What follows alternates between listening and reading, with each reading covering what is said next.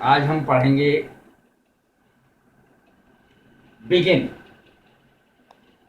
Plus infinitive. तो सबसे पहले हम ये समझ लें कि इन्फिनेटिव क्या होता है। इन्फिनेटिव वो है कि जिसमें वर्ब से पहले टू का प्रयोग होता है। वर्ब से पहले TO2 का प्रयोग होगा।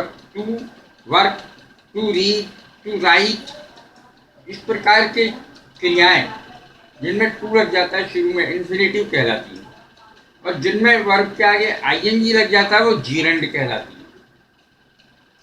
तो ये थोड़ा सा फर्क है दोनों में। बिगिन प्लस इन्फिनेटिव, ये लगता हूं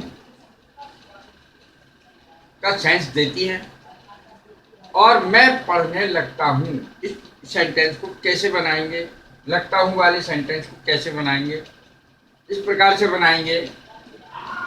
पहले सब्जेक्ट आएगा, फिर बिगिन आएगा, फिर इन्फिनेटिव आएगा। इन्फिनेटिव का अर्थ मैं पहले ही बता चुका हूं। वर्ब की फर्स्ट फॉर्म से पहले टू लगेगा तो ये इन्फिनेटिव बन जाएगा। देखें, आई माने मैं, बिगिन लगता हूं टू रीड पढ़ने। यहाँ पर टू रीड का अर्थ है पढ़ना, जिसमें ना आगे लगता है क्रिया में तो उसको टू लगा करके बनाते हैं। आई बिगिन टू रीड, मैं पढ़ने लगता हूं। अब इसका नेगेटिव, ये तो अफर्मेटिव था, अब इसका नेगेटिव कैसे बनेगा। मैं पढ़ने नहीं लगता हूं। I do not begin to read, मैं पढ़ने नहीं लगता हूं। तो नॉट का प्रयोग कहाँ हुआ, देखिए इसमें डू का प्रयोग हुआ। डू या डज का प्रयोग इसमें होगा। आई, वी, यू, दे, और प्लूरल सब्जेक्ट के साथ, प्लूरल सब्जेक्ट के साथ डू लगेगा। आई, वी, यू, दे और प्लूरल के साथ डू लगेगा। ही, शी, इट और किसी के भी नाम के साथ डज का प्रयोग होगा। DOES। यहाँ पर आई है इसलिए I do not begin to read, मैं पढ़ने नहीं लगता हूं।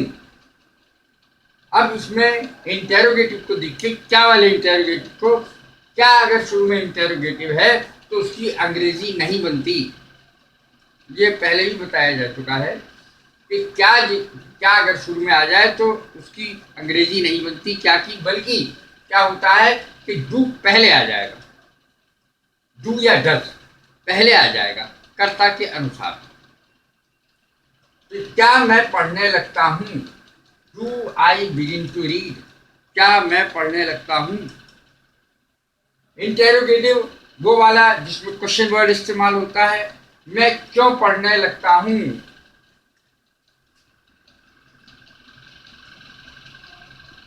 मैं क्यों पढ़ने लगता हूं। तो क्यों की अंग्रेजी बनेगी, वाक्य के बीच में अगर क्या है, हिंदी के वाक्य के बीच में यदि क्या आता है तो उसकी अंग्रेजी व्हाट बनेगी, WHAT। मैं क्यों पढ़ने लगता हूं, why do I begin to read, मैं क्यों पढ़ने लगता हूं। ये इस प्रकार के सेंटेंसेज हैं कि यूज बहुत किए जाते हैं, और अंग्रेजी अच्छी करने के लिए इनका इस्तेमाल आना बहुत जरूरी है। और इनका सेंस क्या आता है, अर्थ क्या बैठता है, ये आना बेहद जरूरी है। अभी इसको बिगिन था, ये प्रथम फॉर्म थी, अब सेकंड फॉर्म यानी प्रेजेंट में है ये, और ये पास्ट में है। तो पास्ट में किस तरीके से होगा, पास्ट में बिगिन, बिगैन, बिगिन, बिगन, तीन फॉर्म होती है। Begin, began, begin. बिगिन माने है शुरू करना, बिगैन माने शुरू किया या प्रारंभ किया। इन वाक्यों को भी बिल्कुल इसी तरीके से बनाएंगे, केवल अंतर इतना होगा कि इसमें बिगिन था और इसमें बिगैन हो गया। बिगैन सेकंड फॉर्म है बिगिन की। Subject began, infinitive. इन्फिनेटिव का अर्थ मैं बता चुका हूँ, वर्ब की फर्स्ट फॉर्म से पहले यदि टू लग जाए तो इन्फिनेटिव कहलाता है, और उसका अर्थ ना से निकलता है, क्रिया। जैसे लिखना है, पढ़ना, मैं पढ़ने लगा। अब इसमें था मैं पढ़ने लगता हूँ, तो ये तो प्रेजेंट हो गया। अब पास्ट में आ गया, मैं पढ़ने लगा, आई बिगेन टू रीड, मैं पढ़ने लगा। आई बिगेन टू रीड। अब यदि इसका हम नेगेटिव बनाएंगे तो डिड लगाना पड़ेगा, उसमें डू लगा था, इसमें डिड लगेगा। ये past, I did not begin to read, मैं पढ़ने नहीं लगा। डिड लगा के बनेगा ये, वो डू लगा के बना था। Did I begin to read, क्या मैं पढ़ने लगा। Did I begin to read, क्या मैं पढ़ने लगा। और यदि इसी में क्या लगा दिया जाए तो वाई लग जाएगा। Why did I begin to read, मैं क्यों पढ़ने लगा। Why did I begin to read. Did के साथ एक विशेषता है कि डिड किसी भी वाक्य में कहीं भी लगा हो तो उसके बाद हमेशा क्रिया की फर्स्ट फॉर्म का ही प्रयोग होता है, सेकंड और थर्ड का नहीं हो सकता। डिड जहां भी लगा हो, डी आई डी डिड। अब अगला देखें, ये तो यूज हो गया बिगेन का।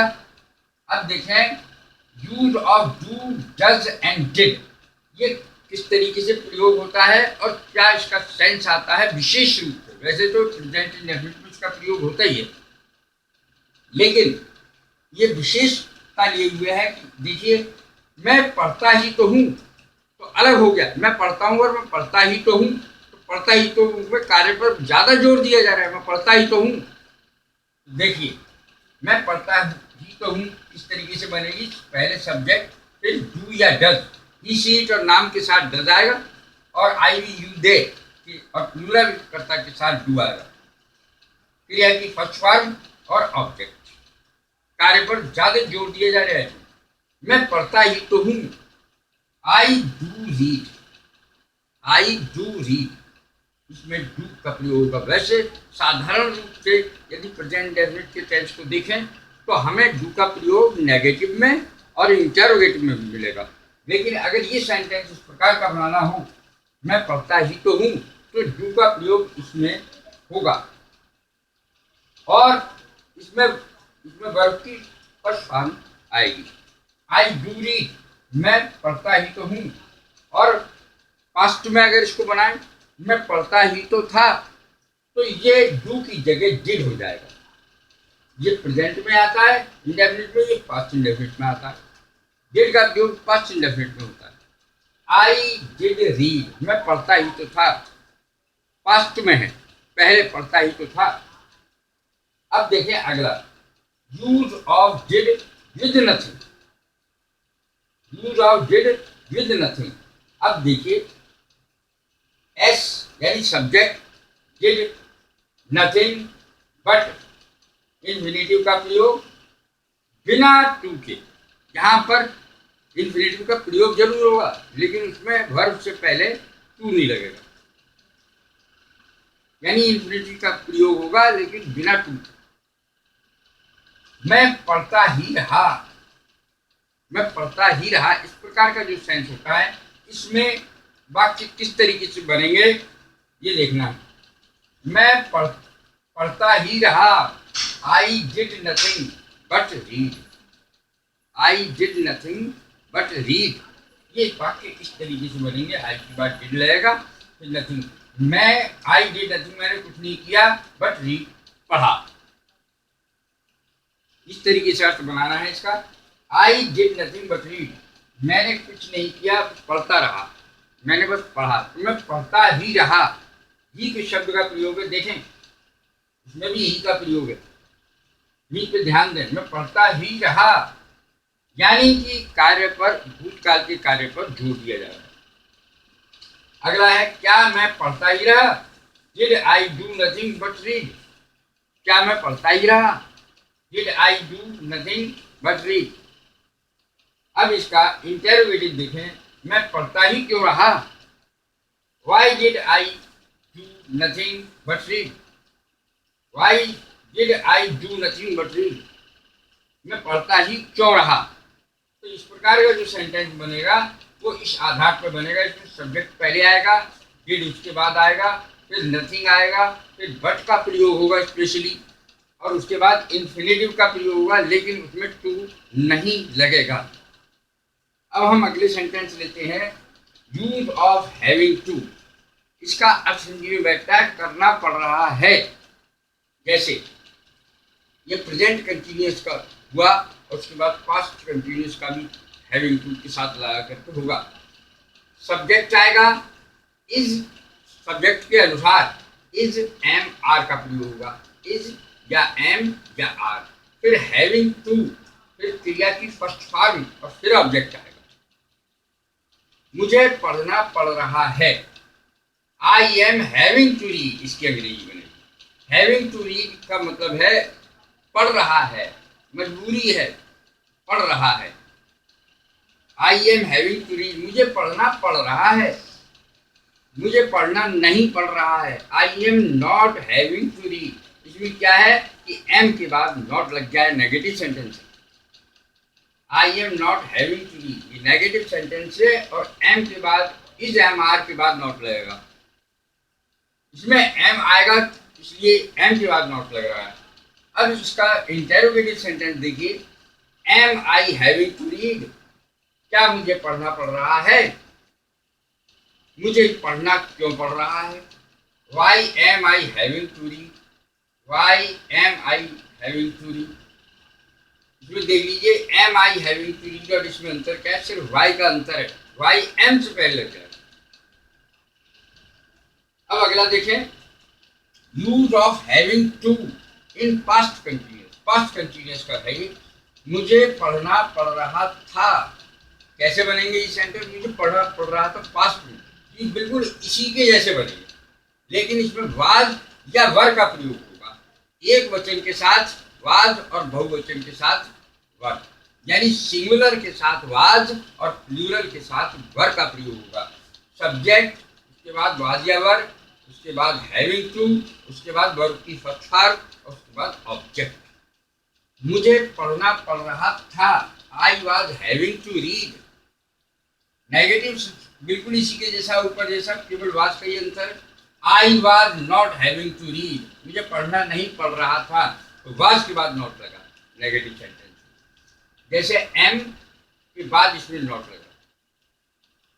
इंटेरोगेटिव सेंटेंस को देखिए, was I having to read, क्या मुझे पढ़ना पड़ रहा था, क्या मुझे पढ़ना पड़ रहा था और मुझे क्यों पढ़ना पड़ रहा था।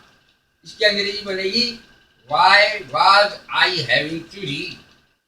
अब इसमें देखिए क्या अंतर है, वही अंतर है जो पिछले में था, वाज से पहले वाई लग गया और कोई अंतर नहीं है।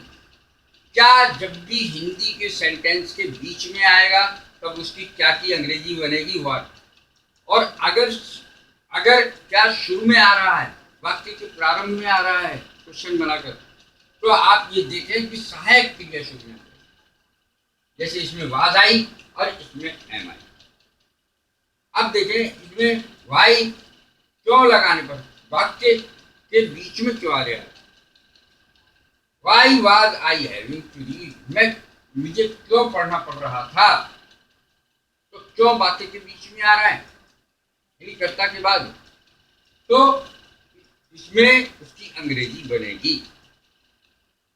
केवल क्या वाले सेंटेंसेस में ऐसा है, जो शुरू में आता है जब क्या, तो उसकी अंग्रेजी नहीं बनती, लेकिन क्या भी अगर बीच में आएगा सेंटेंस के हिंदी में तो उसकी अंग्रेजी बनाई जाएगी। Thank you very much.